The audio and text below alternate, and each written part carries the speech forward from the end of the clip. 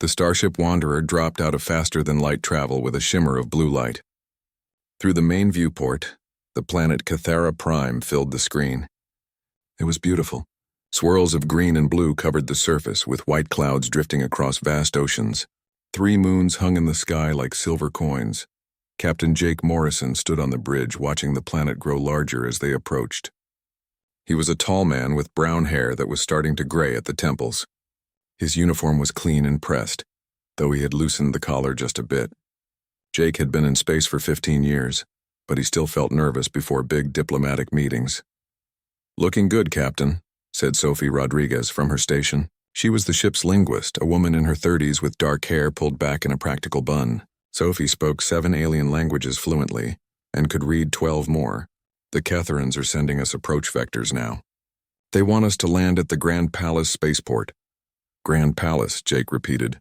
"Sounds fancy." "It is fancy," Sophie said with a small smile. "I read the briefing materials 3 times. This feast is a huge deal for them. They only hold it once every solar cycle, which is about 14 months in Earth time. All the important species in this sector attend." Danny Grant, the security officer, looked up from his console. He was younger than the other 2, maybe 25, with red hair and freckles that made him look even younger. "And we're invited because humanity finally got a seat on the Galactic Council," Jake said. "Took us 30 years of playing nice, sharing our technology, and proving we're not going to start wars with everyone we meet. This feast is supposed to celebrate cooperation between species." Sophie nodded. "The Catharans are the hosts. They're a feline species, very proud of their history and traditions. They've been spacefaring for over 3,000 years. To them, we're basically babies." "Great," Danny muttered. "So we're the new kids at school." "Exactly," Jake said. "Which is why we need to be on our best behavior. No incidents, no conflicts. We smile, we eat whatever they serve us, and we make friends." The Wanderer landed smoothly on a platform made of some kind of polished white stone. As the 3 humans walked down the boarding ramp, the heat hit them immediately. Cathara Prime was warm, much warmer than Earth. The air smelled like flowers and something spicy that Jake couldn't identify. A Catharan was waiting for them. He was about as tall as Jake, covered in short fur that was a rich golden brown with darker stripes. His face was definitely cat-like, with a flat nose, pointed ears, and amber eyes that seemed to glow in the sunlight. He wore robes of deep purple silk that shimmered when he moved. "Welcome to Cathara Prime," the Catharan said in perfect English. His voice had a slight purring quality to it. "I am Diplomatic Attaché Rendal. It is my honor to escort you to the Grand Palace." Jake bowed slightly the way Sophie had taught him. "Thank you, Attaché Rendal. I'm Captain Jake Morrison. This is Sophie Rodriguez and Danny Grant." Rendal led them through gardens that were absolutely stunning. Trees with silver leaves grew in neat rows. Fountains sprayed water that changed colors in the light. Flowers in shades Jake had never seen before grew everywhere, filling the air with their sweet scent. "The grand feast begins in 1 hour," Rendal explained as they walked. "You will meet many species today. The Varath, who are crystalline beings, the Cetari, who evolved in oceans, the Thek, who are quite large and might seem intimidating but are actually very peaceful, and of course many Catharans from across the Dominion. We're honored to be included," Sophie said. Rendal's ears twitched slightly. "Yes, well, the invitation was issued by the Dominion Council. I am simply following orders." Something in his tone made Jake glance at Sophie. She had noticed it too. There was something Rendal wasn't saying. They reached the Grand Palace, which was even more impressive than the gardens. It was built from the same white stone as the landing platform, with tall towers that reached toward the sky.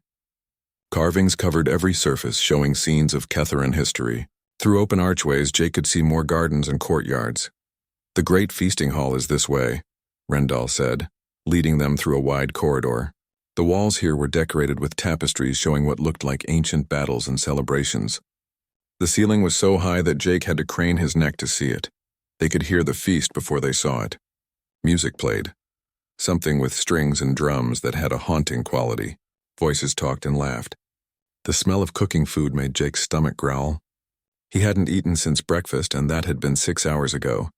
The entrance to the great feasting hall was enormous, with doors that must have been 20 feet tall. They stood open, and Jake could see inside to where hundreds of beings sat at long tables.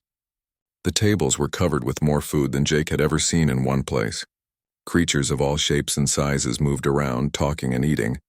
But before they could enter, a figure stepped in front of them. He was an old Catharan, his fur silver with age. He wore robes that were even fancier than Rendal's, covered in gold thread and jewels. His amber eyes were hard and cold as he looked at the three humans. "High Arbiter Velnash," Rendal said quickly, and there was nervousness in his voice. "I was just escorting the human delegation to their seats." "Were you?" Velnash said. His voice was rough, like gravel scraping together.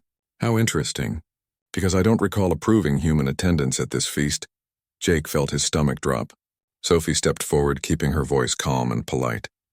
"High Arbiter, we received a formal invitation from the Dominion Council 3 months ago. We have the documents if you'd like to see them." "I'm quite aware of what the Council sent," Velnash said. "However, upon further review, there has been a reconsideration of that invitation." "A reconsideration?" Jake asked. He was trying very hard to keep his voice level. "May I ask why?" Velnash's tail swished behind him. "The Grand Feast is reserved for species who have completed the century of service. This is a long-standing tradition, one that ensures only those who have truly earned their place among the civilized races may attend." "The century of service was never mentioned in the invitation," Sophie said. Jake could hear the edge in her voice now, though she was still being polite. "We were told that all members of the Galactic Council were welcome. Technically, you are members," Velnash said. "Junior members. Provisional members. Members who have not yet proven themselves worthy of full status." He gestured toward the gardens behind them. "There is seating available in the outer gardens where lesser guests may observe the festivities from a respectful distance. You are welcome to wait there." Danny's face had turned red. "Lesser guests? Are you serious?" Jake put a hand on Danny's shoulder, squeezing gently. "Danny, stand down." He looked at Velnash. "High Arbiter, I believe there's been a misunderstanding. Perhaps we could speak with the Dominion Council directly." "The Council is currently seated for the feast," Velnash said. "They cannot be disturbed. Now, if you would be so kind as to move along, you're blocking the entrance." Jake felt anger rising in his chest, but he pushed it down. Getting angry wouldn't help. Making a scene would be worse. He could see other beings watching now, curious about the confrontation at the door. "Of course," Jake said quietly. "We wouldn't want to cause a disruption. Come on, Sophie, Danny, let's go to the gardens." "But Captain," Danny started. "That's an order," Jake said firmly. They followed Rendal, who looked deeply uncomfortable, back through the corridors and out into the gardens. The diplomatic attaché led them to an area far from the main palace, where simple stone benches sat under trees. From here they could barely hear the music from the feast. They definitely couldn't see anything. "I apologize," Rendal said softly. "I did not know this would happen. The invitation was genuine.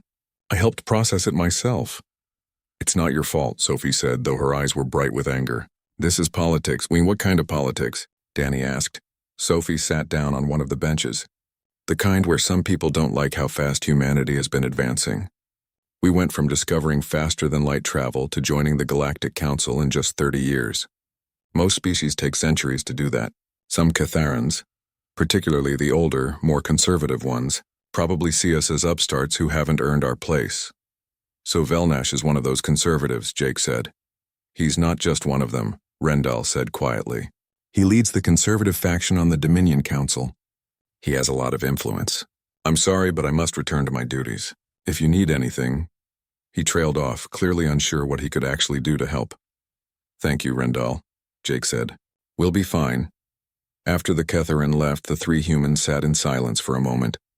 The gardens were beautiful, Jake had to admit, but they felt like a cage. They could hear the feast happening without them, a constant reminder that they'd been judged and found wanting. "This is complete garbage," Danny finally said. "We should file a formal complaint. This is discriminatory." "It's also clever," Sophie said bitterly. "They didn't refuse us entry to the planet. They didn't cancel our invitation entirely.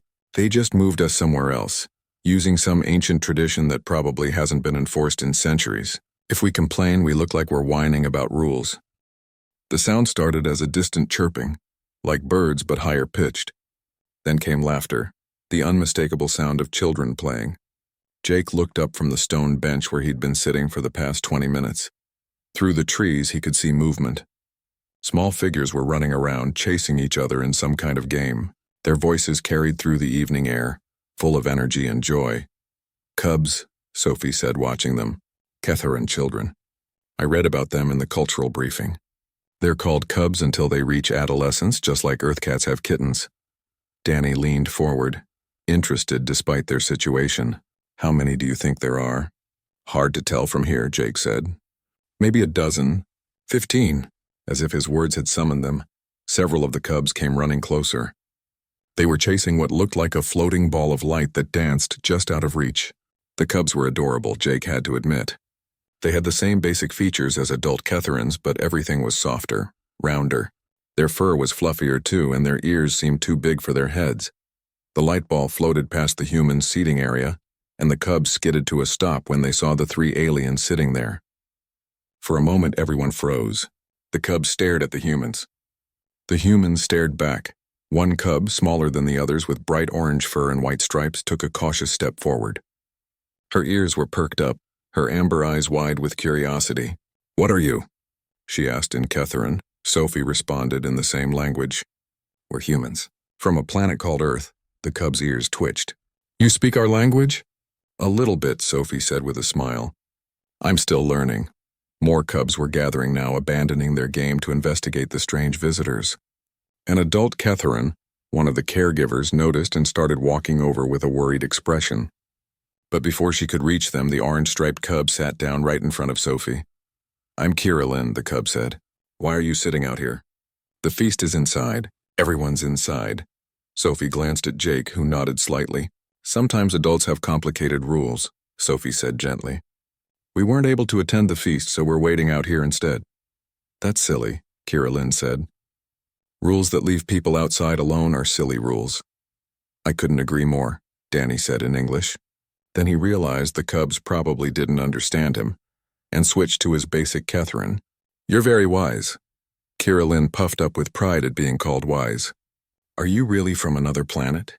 A planet with no Ketharans? That's right, Jake said. Earth is very far from here.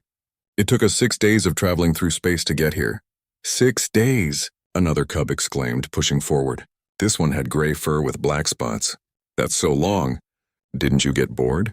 Sometimes, Jake admitted. But the ship has lots of things to do. We have books and games and movies. What are movies? Asked a third cub. Danny's face lit up. He loved movies and could talk about them for hours. Movies are like stories that you can watch, with pictures that move and sound and music.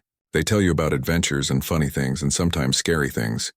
We have holovids, the gray-spotted cub said. Are movies like holovids?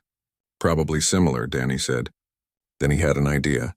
He pulled out his personal data pad from his pocket. Want to see some pictures from Earth? The effect was immediate. The cubs crowded around Danny, trying to get a better look. The caregiver who had been approaching stopped, looking uncertain.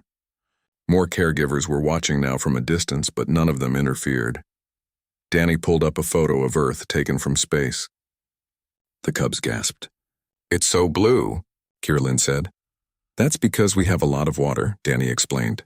Oceans that cover most of the planet. And see those white swirls? Those are clouds. He scrolled to another picture, this one showing a beach with white sand and palm trees. Then a city skyline at night with all the lights glowing. Then mountains covered in snow. What's that white stuff? A cub asked, pointing at the snow. That's called snow, Sophie said. It's frozen water that falls from the sky when it's very cold. Water can freeze? The cubs looked amazed. On Earth it can, Sophie said, and when it gets cold enough. Some places on our planet are always cold, covered in ice and snow all year round.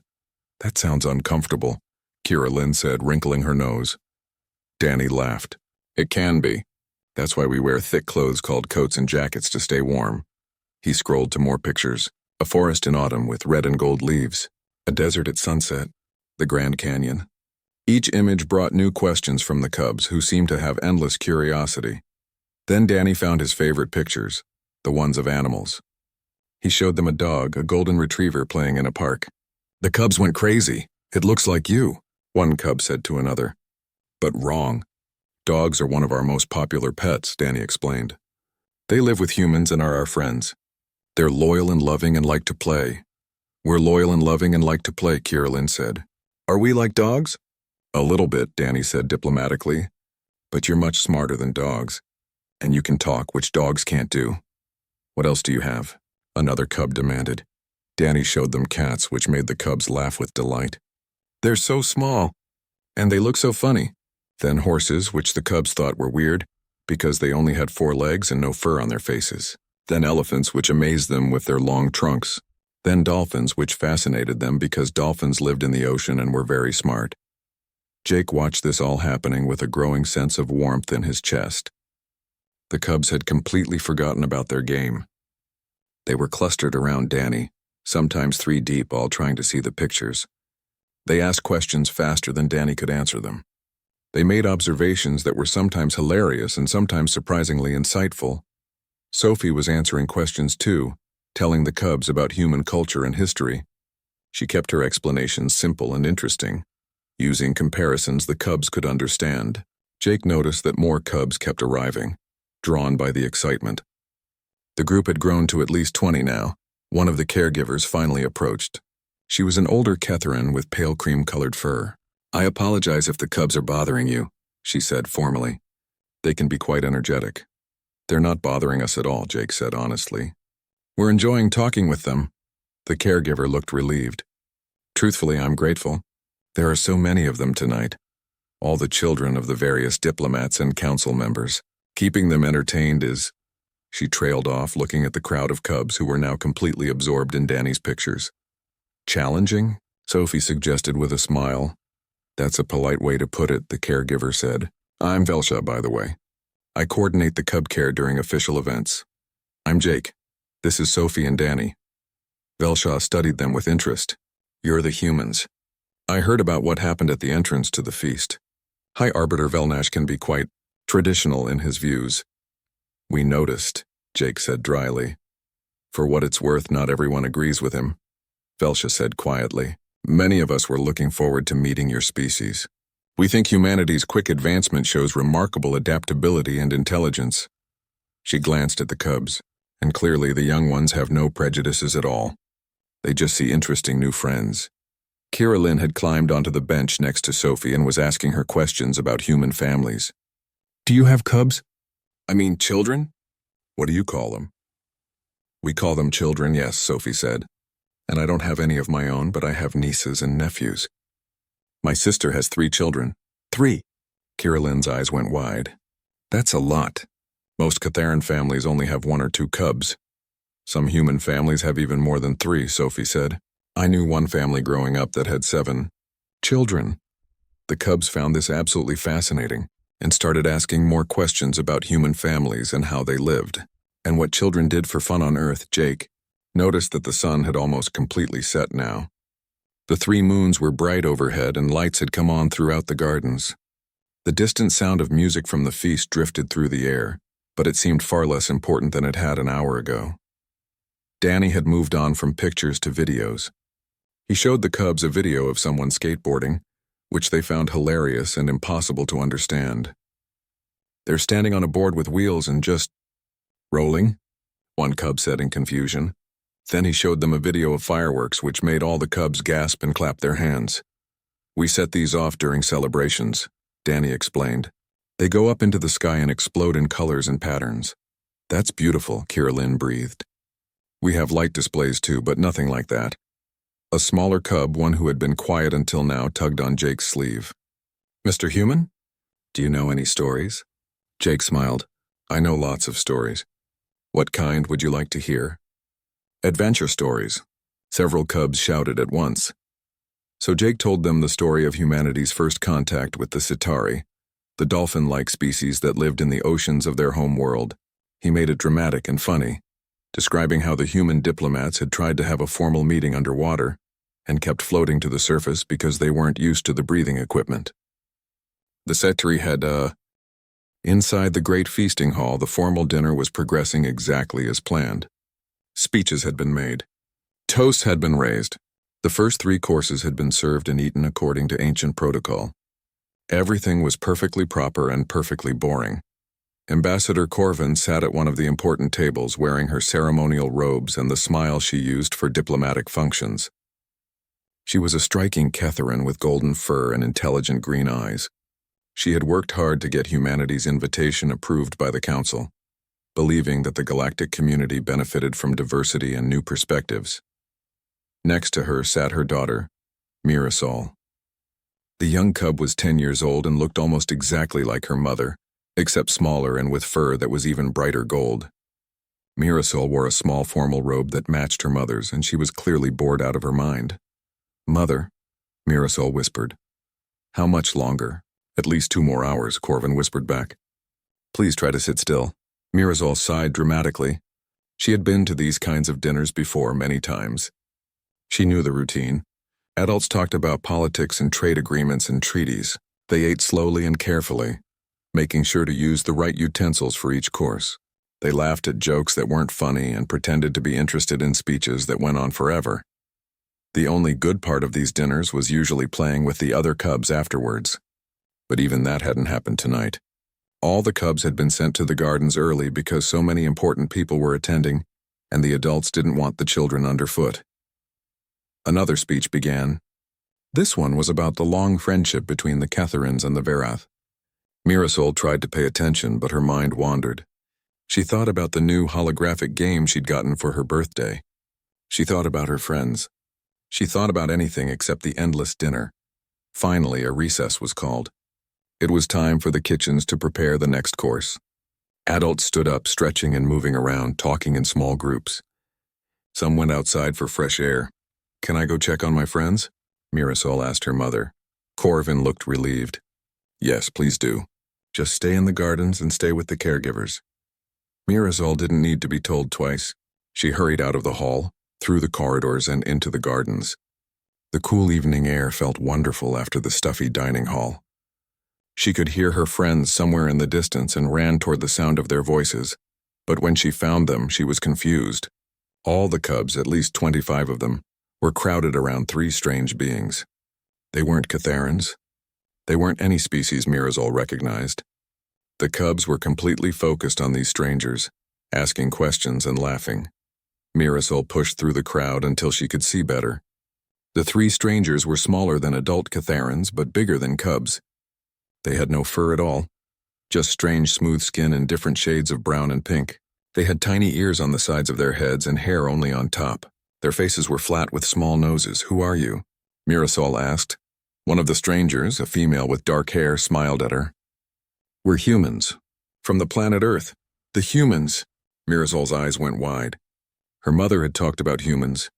They were the new species that had just joined the council. Some of the older council members, like High Arbiter Velnash, didn't like them, but her mother said they were impressive and had accomplished amazing things in a very short time. "Why are you out here?" Mirasol asked. "Shouldn't you be at the feast?" There was a brief pause. Then the male human with red fur on his head said, "We weren't allowed in, so we're having our own party out here instead." "Not allowed in?" Mirasol felt a flash of anger. "That's not right. Mother said you were invited." "We were invited," the other male human, the one with brown and gray hair, said calmly. "But sometimes plans change. It's okay. We're having a good time here with all of you." Mirasol sat down next to her best friend, Telric. He was a cub with silver fur and blue eyes, and his father was an important member of the Dominion Council.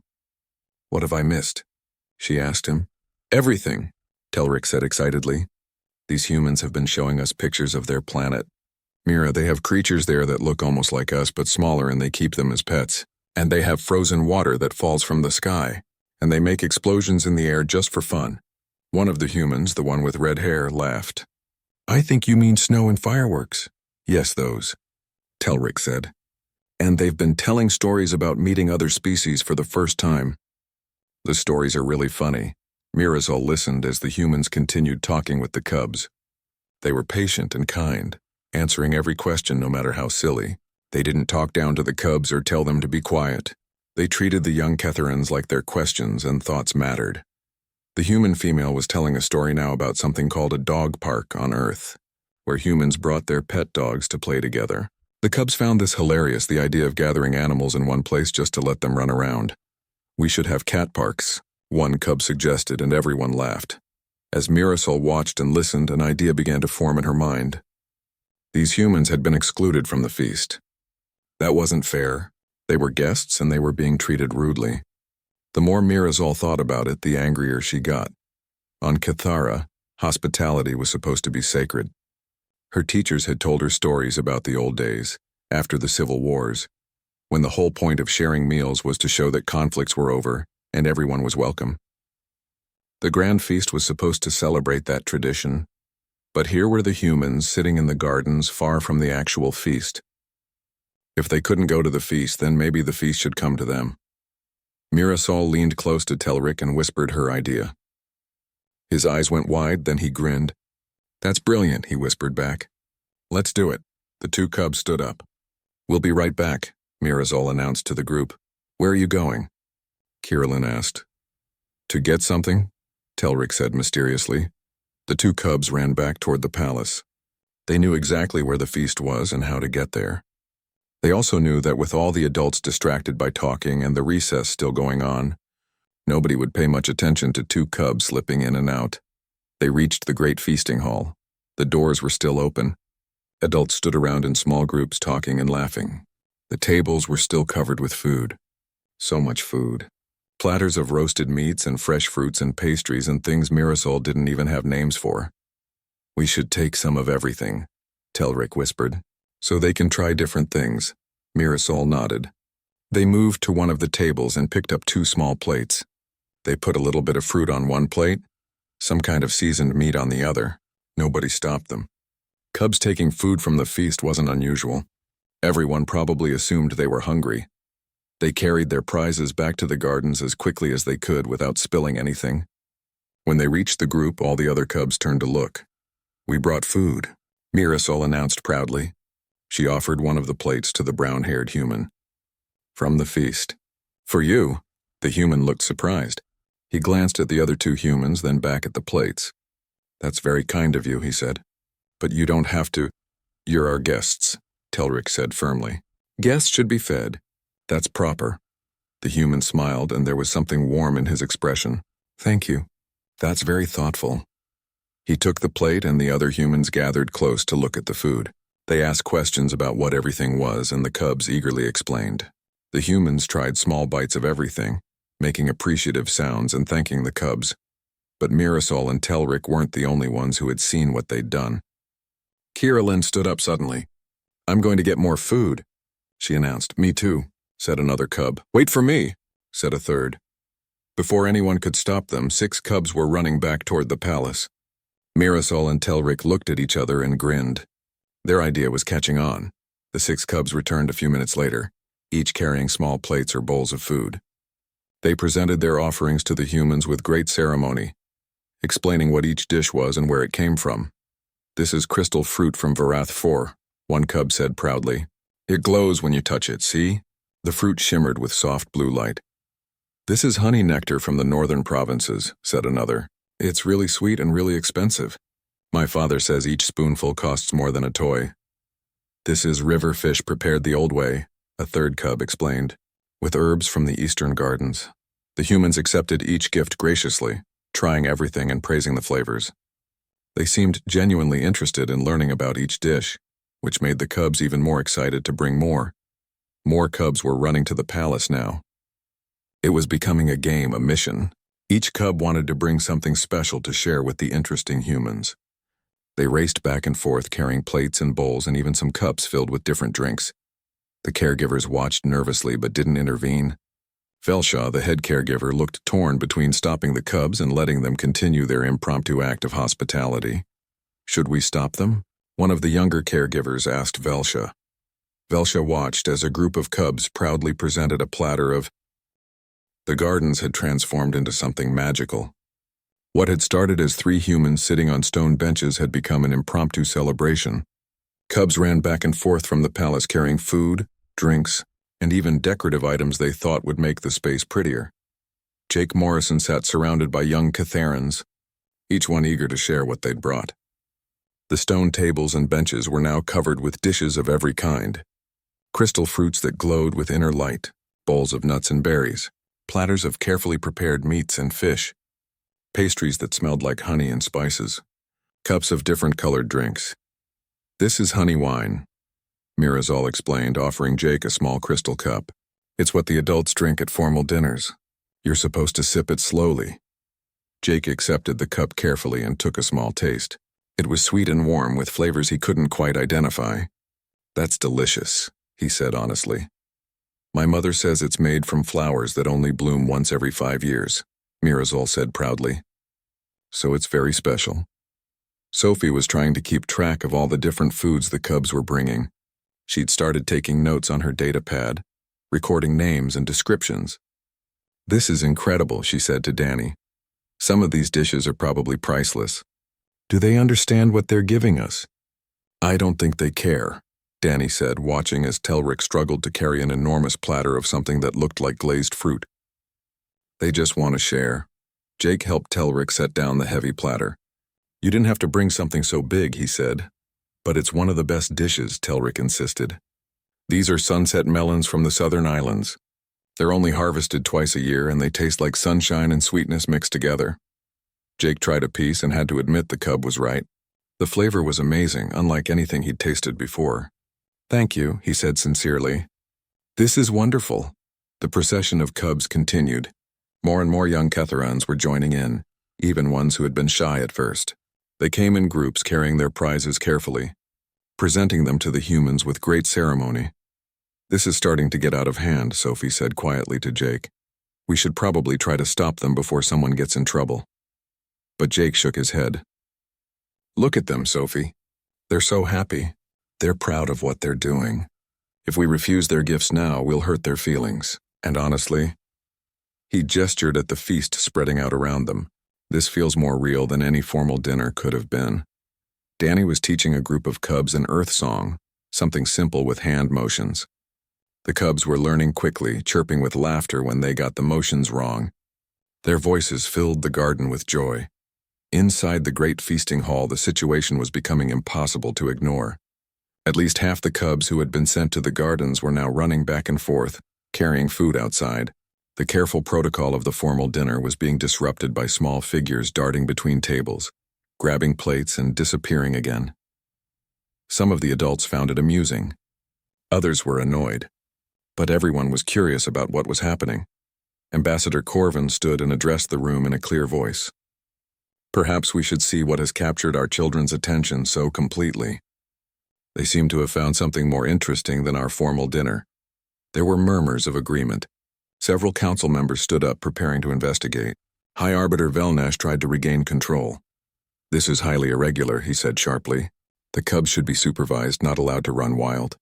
And the humans should be what?" Corvin interrupted. "Isolated, ignored, treated as if they don't matter." She didn't raise her voice, but there was steel in her words. "They were invited to this feast, Velnash." "By the council. Their invitation was legitimate. The century of service is a tradition that hasn't been enforced in over 200 years, another council member said. This was Toransul, an older Ketheran with dark brown fur and a reputation for fairness. "You invoked it specifically to exclude the humans." "We all know that." Velnash's ears flattened against his head. "I invoked it because humanity has not proven themselves worthy of—" "The cubs seem to think differently," Corvin said. "Perhaps we should learn from them." She walked toward the garden entrance, and other council members followed. Velnash had no choice but to go along, though his expression was dark with anger. They walked through the corridors and out into the gardens, following the sound of voices and laughter. What they found made them all stop and stare. The gardens had been transformed into a celebration. Cubs were everywhere, sitting on benches and on the ground, clustered around 3 humans who were completely surrounded by food and young Catharans. The humans were talking and laughing, clearly enjoying themselves despite their earlier exclusion. One human, the female with dark hair, was telling a story that had the cubs completely captivated. Her voice rose and fell dramatically as she described something about the first time humans saw rain on a desert planet. The male with red hair was showing a group of cubs something on his data pad, and they were squealing with delight at whatever they were seeing. The older male, the captain, was sitting with several cubs clustered around him, One cub Corvin noticed with surprise was actually sitting in his lap. The human was explaining something, gesturing with his hands, and the cubs hung on every word. More importantly, the tables around the humans were covered with food from the feast. Not just small amounts either.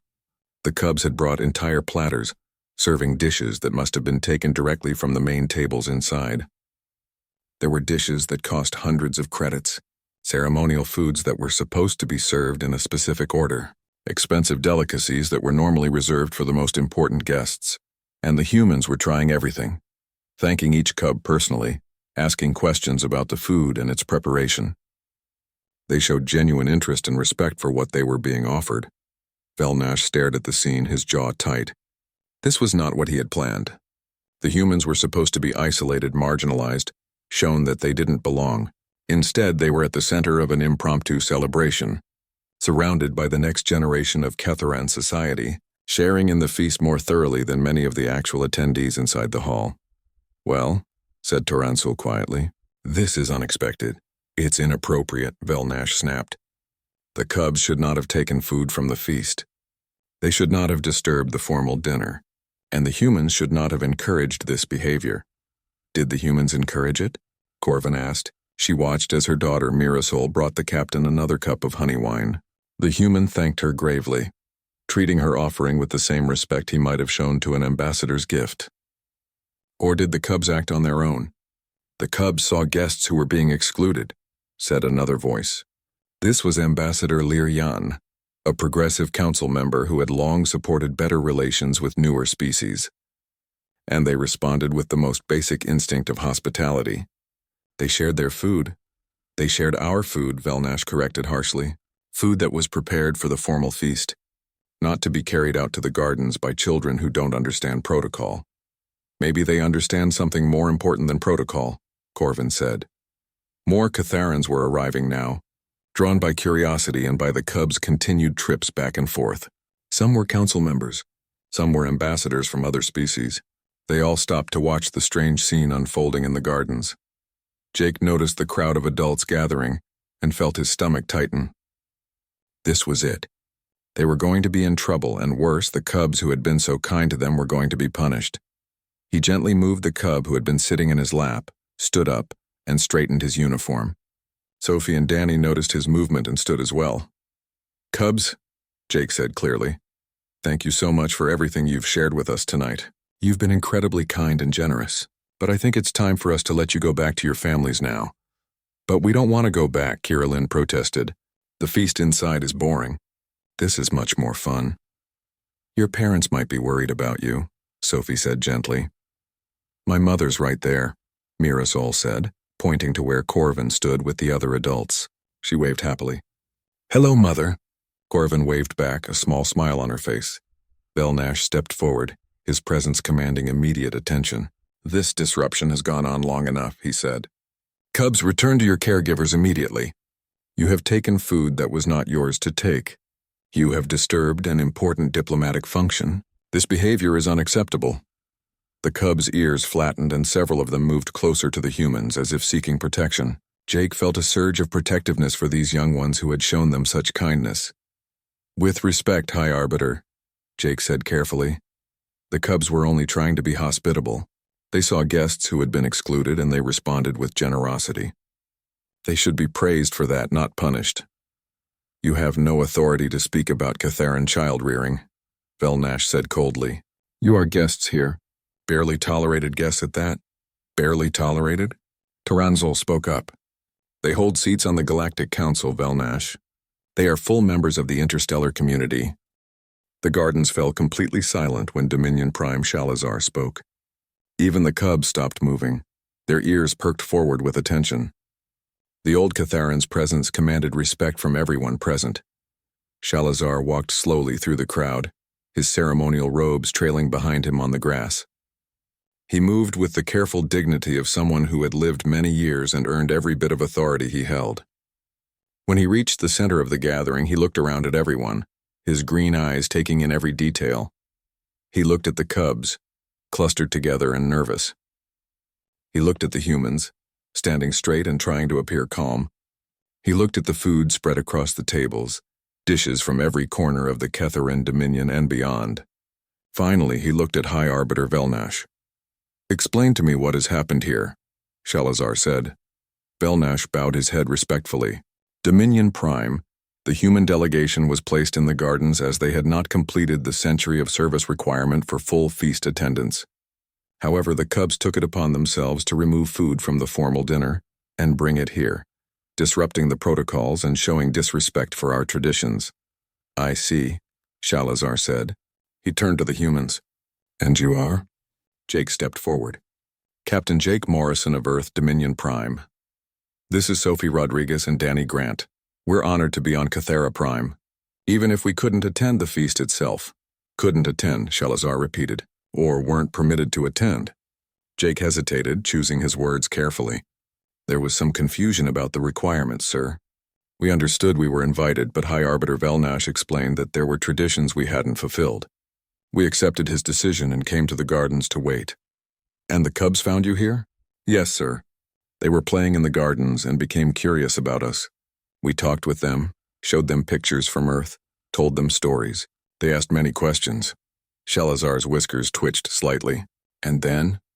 This time it was Mirasol who spoke up, her voice clear despite her nervousness. "We brought them food, Dominion Prime, because they were guests and guests should be fed. That's what we've always been taught." "Who taught you that?" Shalazar asked. "Everyone," Mirasol said. "Our parents, our teachers, the history lessons." The grand feast started after the civil wars when families who had been fighting came together to share meals and make peace. Sharing food means welcome and trust and friendship. That's what the feast is supposed to be about. Shalazar turned to look at all the cubs. "And all of you felt the same way?" The cubs nodded, some more confidently than others. Prenthar stepped forward.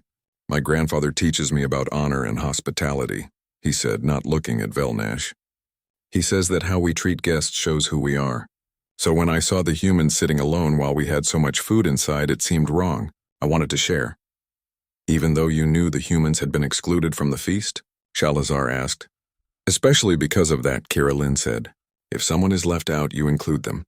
That's basic kindness." Shalazar was quiet for a long moment, looking at the young Catharans. Then he turned to Jake. "Captain Morrison, do you know why we Catharans hold the Grand Feast?" Jake remembered this question from the story Sophie had told the cubs earlier. "I understand it's a celebration of unity and alliance among the species of this sector," he said. "That's what it has become," Shalazar said. "But that's not what it was meant to be." He walked to one of the stone benches and sat down slowly, his age showing in the movement. "Over 1,000 years ago, Cathara was torn apart by civil war. Families fought against families. Cities destroyed other cities. We nearly wiped ourselves out because we couldn't agree on how to govern ourselves." The cubs listened intently. They'd heard parts of this story before, but never from the Dominion Prime himself. "When the war finally ended," Shalazar continued, "the survivors were exhausted and traumatized. Trust had been shattered, but we knew we had to rebuild somehow. So the leaders of the different factions did something simple. They gathered together and shared a meal." He gestured around at the gardens. "It wasn't formal. It wasn't fancy. They sat on the ground just like you cubs are doing now. They brought whatever food they had, even though resources were scarce. And they ate together, former enemies breaking bread as the first step toward peace. That first shared meal became a tradition," Shalazar said. "Every year we gathered again. At first it was just Catharans from different regions learning to trust each other again. But as we expanded into space and met other species, we invited them to join us. The feast grew and changed, but the core purpose remained the same. To share food is to share trust. To sit together is to say we choose peace over conflict." He looked at High Arbiter Velnash. "Over the centuries we added protocols, requirements, rules about who could attend and who couldn't. We created hierarchies and formalities. We turned a simple act of sharing into a complicated political event." His voice grew firmer, and in doing so we forgot what the feast was actually about. Velnash's ears flattened. "Dominion Prime, the protocols exist to maintain order and respect for—" "The protocols exist because we forgot how to simply welcome guests," Shalazar interrupted. These cubs remembered. They saw visitors who had been excluded, and their first instinct was to share. Not to check if the visitors had met some arbitrary requirement. Not to worry about whether including them would disrupt tradition. They just saw people who needed to be welcomed, and they welcomed them. He stood up again and walked over to where his great-grand cub, Lin Ara, stood among the other cubs. She was a small cub with pale silver fur who rarely spoke at formal events, but now she was standing proud, one hand holding a small plate as if ready to offer more food if needed. Lin Ara, Shalazar said gently, "Why did you bring food to the humans?" Lin Ara looked up at him with wide eyes. "Because they looked sad, great-grandfather. They were sitting all alone while everyone else was at the party. That's not right. So I brought them honey cakes because honey cakes make people happy." Shalazar reached down and gently touched the top of her head, a gesture of affection. "You are wise beyond your years, little one." He looked up at all the assembled Catharans. All of these cubs are wise. They understood something that we adults have forgotten. Hospitality isn't about following rules. It's about opening your heart to welcome others. He turned to face the crowd of council members and ambassadors. "I am declaring the formal feast ended. What remains of the food should be brought here to the gardens. All guests are invited to continue the celebration here, in this place, in the manner these cubs have shown us. We will sit together. We will share food. We will talk as friends and equals, not as diplomats performing roles." There was stunned silence, then murmurs of surprise and, Jake thought, approval from many of the younger council members. Belnash stepped forward. "Dominion Prime, with respect, we cannot simply abandon the protocols of the Grand Feast. There are traditions that must be observed, forms that must be followed." "Must they?" Shalazar asked. "Or have we simply grown comfortable hiding behind forms and protocols instead of engaging in genuine fellowship?" He looked around at everyone. "I am old. I have attended more of these feasts than most of you have been alive. And I can tell you that the most boring, lifeless ones were always those where we followed the protocols most strictly. The best ones, the ones I actually remember with joy, were the ones where something unexpected happened, where genuine connections were made instead of diplomatic pleasantries being exchanged." He walked toward Jake. "Captain Morrison, I apologize on behalf of Cathara for the way you were treated this evening. You received a legitimate invitation, and you should have been welcomed accordingly. Instead, you were excluded based on a technicality that was invoked specifically to keep you out." He glanced at Velnash. "That was not hospitality. That was prejudice dressed up as tradition." Jake bowed his head. "Thank you, Dominion Prime. But honestly, the evening turned out better than we could have hoped. These cubs showed us more genuine kindness than any formal dinner could have." "Nevertheless," Shalazar said, "you deserved better from us." He raised his voice so everyone could hear.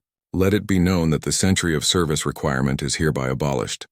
Any species that holds a seat on the Galactic Council, no matter how recently they joined, is welcome at the Grand Feast, and more than that, I want future feasts to have less formality and more of what happened here tonight. More sharing. More conversation. More learning about each other." He looked at the cubs.